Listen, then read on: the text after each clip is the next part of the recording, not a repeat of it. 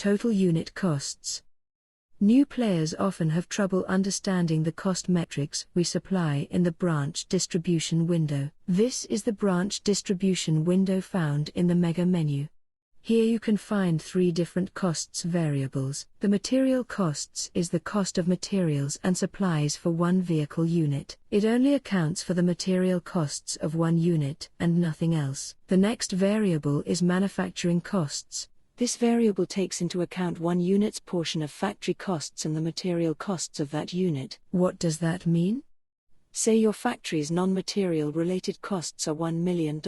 You use 50% of your production capacity to produce this vehicle model. You produced 1,000 units of that model. 50% of $1 million is $500,000. And $500,000 divided by 1,000 units equals $500 per unit. The manufacturing costs, therefore, are the material costs plus $500 in this particular example. Finally, there is total unit costs. The total unit costs takes into account the variables that make up manufacturing costs, and it includes a single unit's portion of all other company expenses. For example, let's say you're building a new factory at the cost of $750,000 a month. Your branches cost $500,000 a month. Your labor costs another $620,000 per month, and you're spending another $130,000 on marketing, racing, research, etc. In total, your non-manufacturing related expenses are $2 million per month. If you're building 5,000 total vehicles of all models per month, company costs per unit are $400. We add this number to the manufacturing costs, and that is your total unit costs. What can you use these metrics for?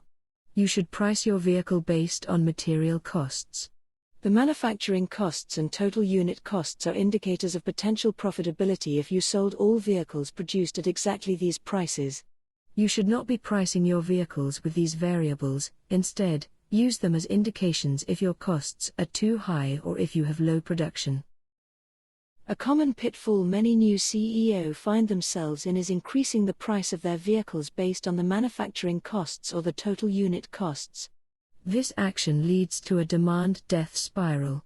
If you did the supply and demand tutorial, you've learned that as you increase prices, demand drops.